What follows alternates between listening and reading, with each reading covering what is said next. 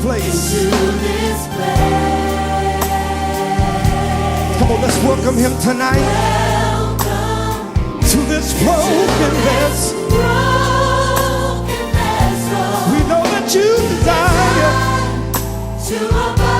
in the praises of your people. So we lift our hands and we lift up our hearts. Yes, we do. As we offer up this praise to your holy name. Come on, Aaron. Sing the verse. Creation declares your glory. Oh, and the universe declares your majesty.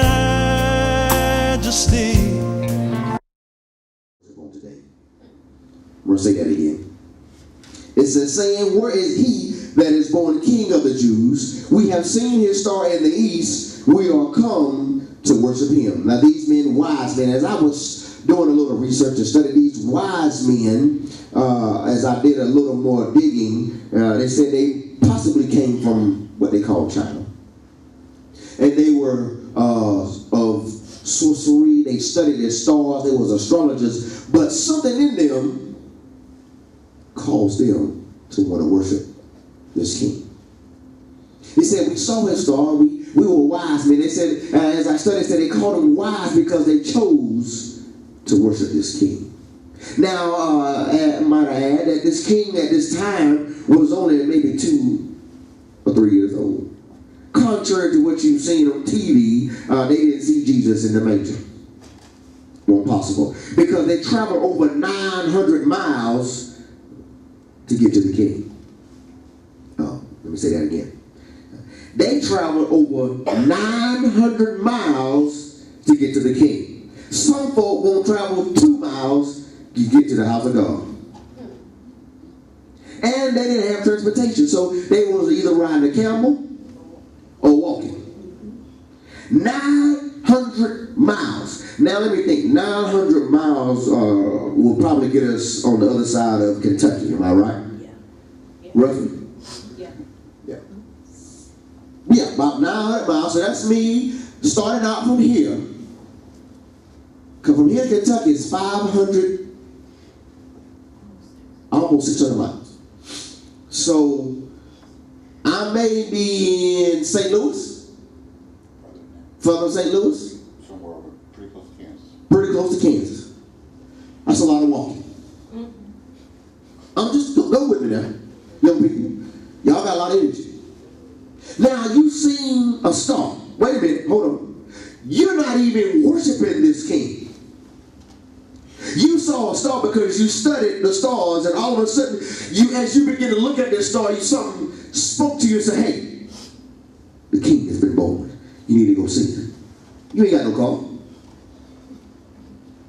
You're going to take off walking from here. Bianca been to Kansas. We rode together in the truck. From here to outside of Junction City, you got to go up the mountain and down the mountain. It'll take you forever to walk 900 miles. But they did this because they wanted to worship the king. But we come in here on our... How many walked this morning? Ain't nobody walked this morning. Everybody here has some kind of transportation. Even the young folk. You came in here free to give God praise, but this is what we do. We didn't come to worship. We just came to show ourselves. Because worship means you're going to put something into it. We didn't have to walk 900 miles to worship the king. We just didn't get up, put our clothes on, do your routine, come in here and give God his due. But what we have to do is pull teeth. Huh? I think sometimes, this is just me, sometimes I think we live too good. I think we live too good because when there was less, we did more. Oh, come on. I know our children don't understand that because they ain't never had less. they haven't been hungry. They never been without the best of the best. They never had to repeat clothes. Oh, Lord have mercy. Now, y'all don't want to help me. When we had to see, there was a time where, you know, when I was growing up, everybody didn't have 2 cars. We had to, or 1 car. I lived in the country, so there was no bus. So we had to wait for the next person to come home to go where we needed to go, or we walked.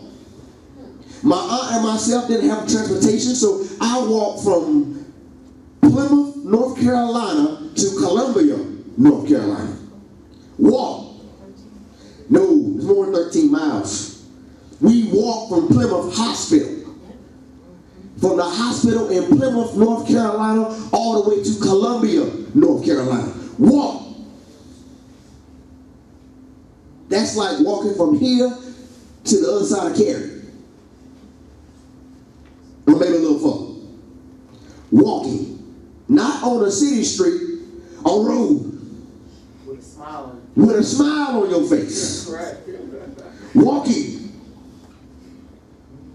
See, when we had more, because I understood at that place, I was trying to get to a place of safety. See, and what my mother had instilled in me was, even then, I understood that Christ was my center. And where I was at that time was a good place. But see, we have the best of, if I was to go through the room and ask questions, everybody ate well. Everybody had a good place to sleep. Today, we probably got our shopping list out. We checked a few things off. If you haven't bought it, you're getting ready to buy it. There's probably not much question about what you're going to buy. Is if you want to buy it. Not can you get it, but do you want to get it? Right now, I can't afford it. I'm going to just wait later to buy it. But there was a time when Christ was our center. He was all we had, Sister Green.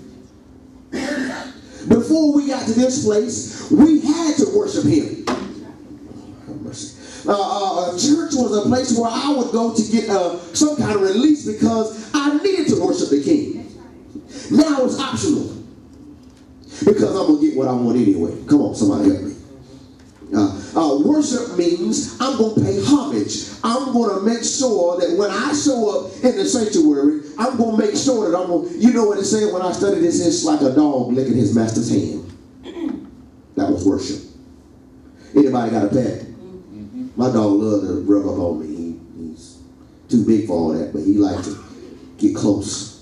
Every time I get him in to take him out in the morning, you know, when we walk, he first thing he want to do is rub up against me and brush my leg. And then when I bring him back in the house and take his collar off, he stands there and look at me until I rub him, pat him, stroke him a few times. And if I don't do it, he'll be like, come on, man.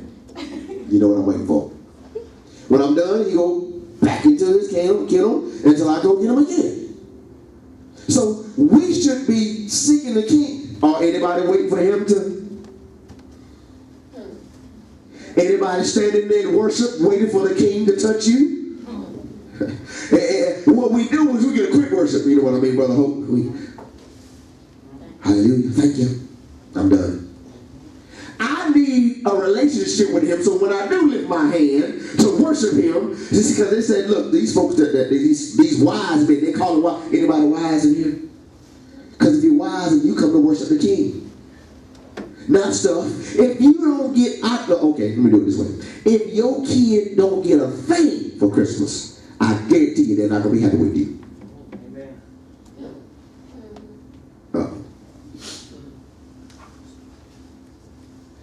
I bet one about to prove me wrong.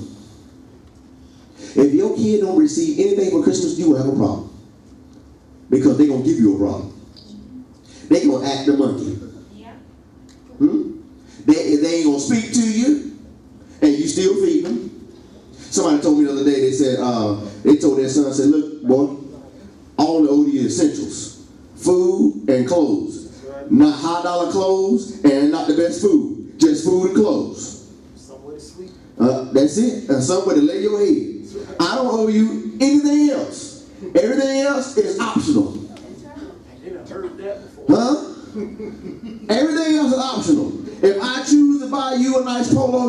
on me. But if I go to Walmart, you still gotta wear that. That's right. Or go to school without one. That's your choice. It's optional. You still consider I don't owe you nothing. If I want to go to Walmart and get you the best pair of Bobos up in there, you got to wear them. They make your feet still. Come on now. Somebody remember Bobos. Make your feet feel fine. Bobos cost $1.99. Huh? Come on. I'm telling you. But try it. I feel like we have moved so far from Christ. I'm talking about the body itself, the believers. Because now our worship is set up on what we're going to get. Oh, come on, somebody. The older you get, the less important gifts are. The older you get, the less important gifts are. But guess what they did to the King of Kings and Lord of Lords? They brought him frankincense and myrrh and laid it at his feet. But wait, it didn't stop there. If you go over to the book of Revelations, it says when they saw him in the heavens, they cast down the crowns. Oh, wait a minute now. We talking about some. Have you ever read what the crown was? It was very valuable. But they didn't count it as nothing. They threw it at his feet. And they cried, holy, holy, holy. But we can't come in here and lift our hands and say, who did you come to worship? On this week, who are you going to worship? Are you worshiping stuff? Huh? Are you going to worship? I guarantee you, if your kid get that new Xbox One, PlayStation 4, is that what it is? PlayStation 4, or get the latest J's, or whatever the latest clothes they want to wear now, they will be elated. Elated. You won't be able to calm them down. Or the latest set of beats or whatever else is out there that they want to accomplish this year, or the latest game, they gonna man you until next week when they put it down. They ain't thinking about it no more. After you done drop $400, $500, $600, you will lie. You will play with it till it fall apart. Huh? Oh, I'm bored. You better go upstairs and play with that stuff that you just got. Bored my foot. I got something for you. Go on up there and have some fun. I done played that game. Play it again. What does that cost? But see, we have flipped the script on so much stuff now, and maybe some of it is our fault. So what if we scale back? Uh-oh, young folk. What if we, because see now, your attitude, the way you look at certain things affect everything. So what if you had to become grateful? Mariah, what if you had to catch the bus to work every day? I mean, you got to be that schedule. First thing you have to do is walk from my house down to the Food Lion. That's the last stop. It's funny, but what if that was truth? What if you had to get, that's the only way you had to get to work, and you had to catch that first bus, which starts running at 6 o'clock? And then wait at the next stop for an hour or two for the next bus. And it's raining and cold. What if, Bianca, the black car won't there no more, and you had to get up at 5:30 to catch that bus to school, and it's raining and cold, and on the snow day when y'all do happen to have school? Huh? We living pretty good.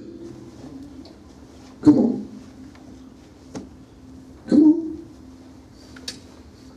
I'm just saying.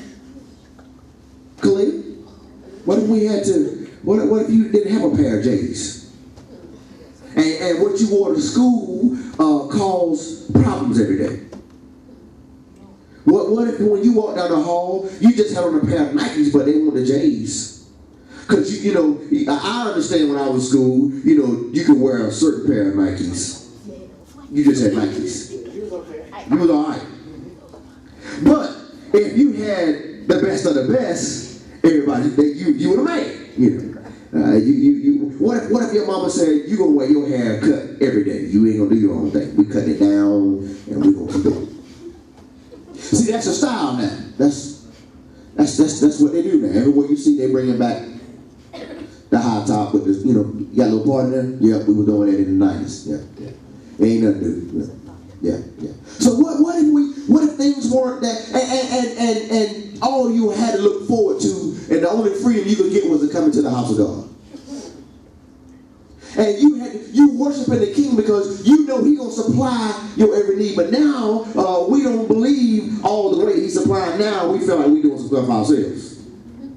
Oh, come on. Am I talking reality? Yes. Huh? But said they came to worship Him.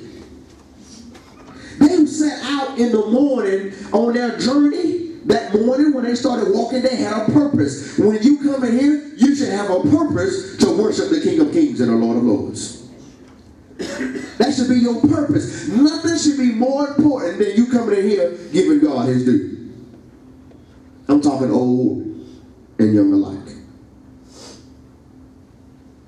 Because what we're doing now is we are establishing a foundation in the young people. But the older people must uphold the standard. There's some things that we should change. Can you imagine if we don't work on this, what church can be like when CJ get 15?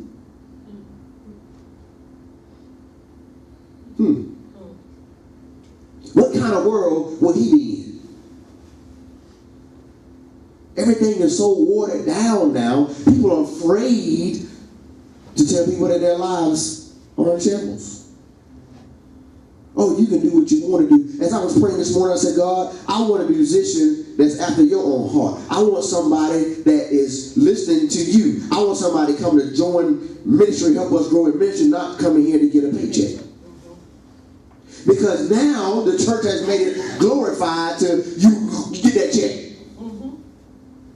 You ain't come to worship God. You come to get that check. You don't worship that money. We're going to give you that $5.25 every week. Just go and get that check. You ain't got to be a part of the ministry. Just get the money. And if you got some boys, bring the boys too. Yeah. We need a drummer. He get $125. Bass player, $225. And you might practice once a week. Might not never see the pastor throughout the week, but you show up on Sundays. Who did you come to worship? Who did you come to worship? I know we all have some issues throughout the week. We all have some obstacles. We all have some disappointments, some setbacks, some frustrations, some things didn't go right. But I can guarantee you, if you worship the King, He'll make it all right. But what we're doing is, we're focusing on our situation and we forgot about the King. If He brought you out before, surely He'll do it again. But we are preoccupied with what's going on in our life. Don't you know nothing takes God by surprise? He knows everything happening with us. The King has already established the order.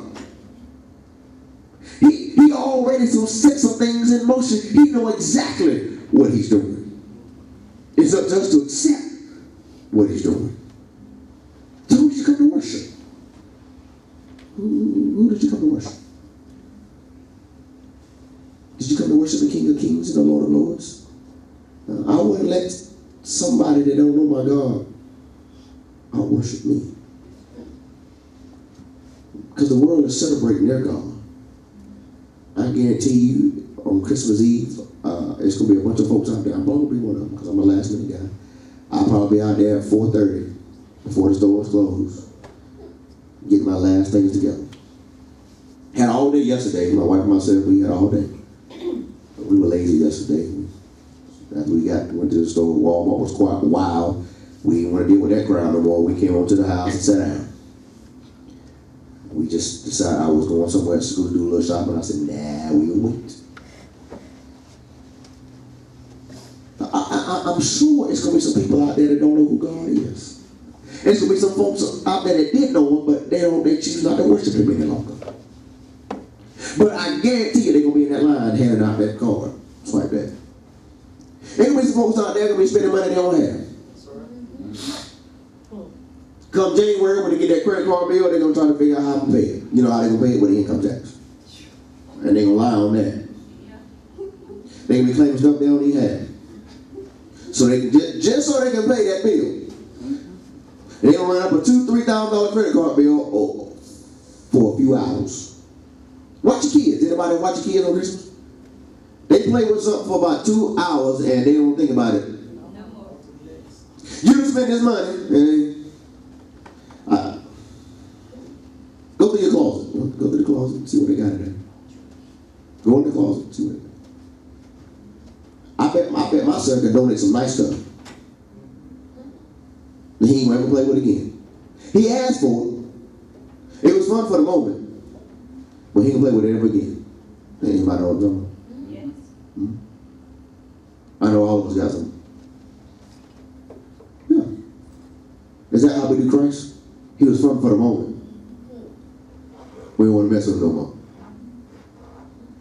Is that how the church look at him now? Remember when I was listening to somebody yesterday on the radio, it was kind of funny to us. They said something that it seemed to be so profound. I said, wow. Really? Did you just say that? I said, now the church has glorified the person more than Christ. Now if you got a headline of this person coming, they lining up. Because they believing that they going to say something to inspire your life. No. But see, now it's charisma. They can pull them in, and when they, folks will be lined up. I know over here they having a concert because that's something else that we talked about. My daughter said, well, they don't have concerts no more. I think we was talking about that. Christmas concerts. Yeah. Christmas concerts. Nobody has Christmas concerts anymore. When I was growing up, we can go to church and have a Christmas concert. Yeah. And they were singing songs of Zion. I guarantee you, our kids don't know Christmas songs, gospel Christmas songs, because they're not sung in. You remember? Yeah, yeah. Huh? When we was growing up, oh come, oh ye faithful, huh? Oh come, let us adore Him. Come on now, those things are not practicing. Can you know that song? I know, because they don't sing it no more. We sang that in school. Oh come, oh ye faithful. Yeah, we sang that. We sang it in school. That was one of the Christmas carols. Now, we didn't just sing Rudolph, and we sang Christmas carols, spiritual ones. Grandma got ran over by a reindeer. Yeah. But I don't understand. I do understand, because the further you remove that, and they're not in church, they're not going to be singing those songs of Zion. Come on. But our worship should be every day, not just Christmas Day. If He's risen in your life, then who did you come to worship? When we came in this morning, we should have our minds should be set to worship. We should be already in that place where we have established all week. Now, I know for myself, there were times where I couldn't wait to get to church because I was going to get a release that day. Especially if my week was rough.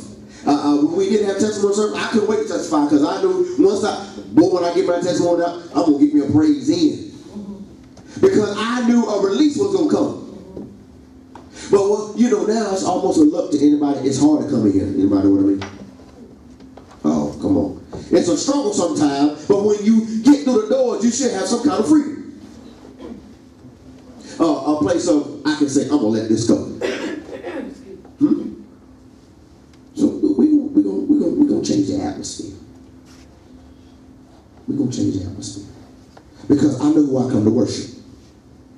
I know who my King is. I know He still lives. And while He was on the throne, if I ask Him to do something for me, surely He's going to do it. That's one reason for me to worship Him alone. Because He continues to bless me. Has He been good to anybody here? Even in all your trouble, has He blessed you? Oh, yes. Oh, yes. Even in all your disappointments, has He still been good to you? Yes. All your setbacks, your letdowns, your arguments, all the crazy stuff that went on, has He still been good to you? Oh, yes. Yes, yes, yes. He been good to me. Thank you. And I know who I come to worship. Do you know He's not finished with us yet? Do you know He's building us? I talked to Pastor Brown the other day, and he said, yeah, I'm in agreement with you. There's some things happening. And I know in the spirit, talked to Prophetess the other day, Prophetess Brown the other day. She said, there's some things that I know I got to set in motion. And I was in that scripture I read, I quoted earlier. She said, yes, some chastisement there for me. She said, because there's some things that I got to do better at. In 2015, we are going forward. We're going to make some things happen. I'm talking about young and old. We are going to make sure that folks coming here know where they're coming to worship. And they ain't coming unless we go get them. Uh-oh. Let me say that again. They're not going to come unless we go get them. So in 15, we're going to get them. We're going to establish, because God has given me a charge. And I got to get it done at 15. At 15, we're going to fill this sanctuary up. Amen. Amen. I ain't get no hand claps or nothing. Some kind of excitement. And for y'all to get excited, I get everybody excited. We're going to fill this sanctuary up at 15. We're going to make some things happen in this house. And we're going to, because if you show people love, they're going to be a part of that. Amen. I made a commitment.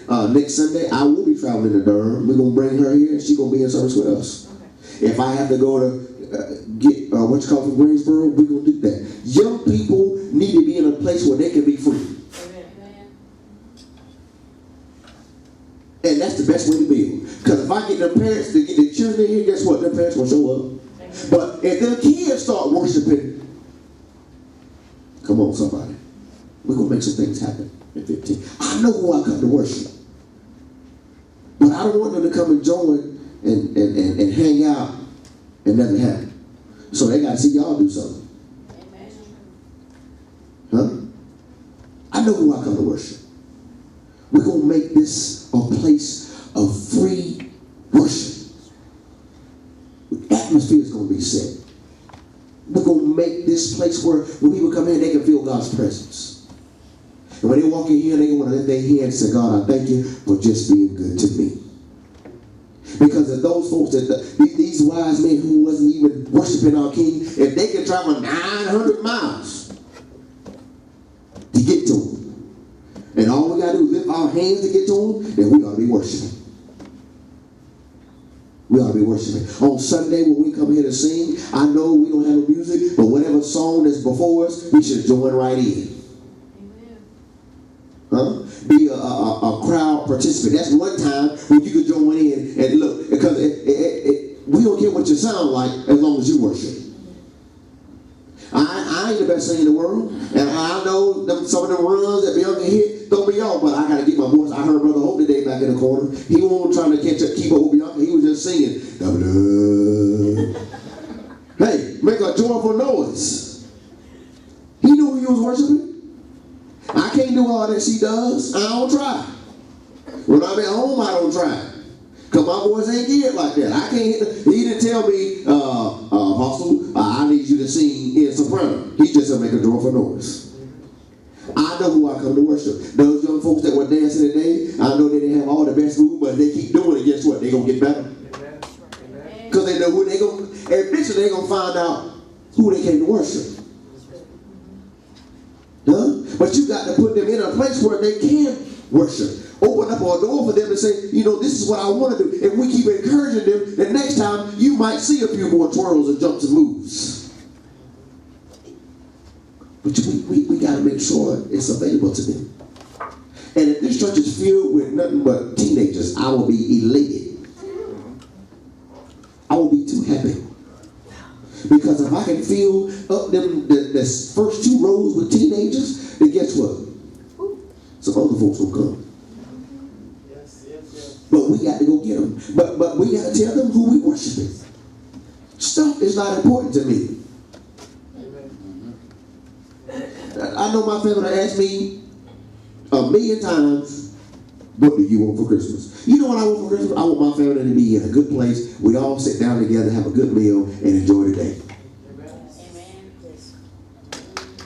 That's all I want. Throughout the year, God has been good to us. So I don't really need another gift. I mean, He has blessed us. He has taken care of us. He gave me a good place to stay. He provided for me. He protected me when I was sick. I just want to have a good meal. Yes. I don't need nothing. Because guess what? The day after Christmas, I can get what I want. Come January, I can get what I want. I don't need it. I just want some peace. Yes, yes, yes. If I can get some peace, I'm happy. I'm talking about that kind of peace where you can sit down and say, I'm telling you, we gotta know who we worshiping. That's right. And we're gonna make moves. And I got my eyes on some things, and I might need some men in here to start driving, and we're gonna make some preparations to do some stuff, because if we gotta ride around and pick up some people, that's what we're gonna do. Amen. God has given me the region. That's what He told me, so we're gonna start moving in that direction.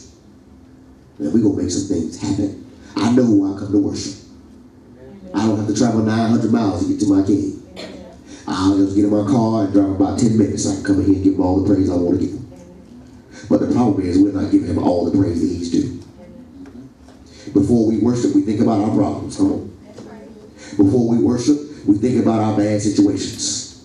Before we worship, we think about what we do through the week. But when you come here to worship, all that stuff should be to the back burner. You should be lifting your hands and say, God, I thank you for just being good to me this week. You have brought me through. I'm here to give you all the honor, all the glory, and all the praise. You are a mighty King.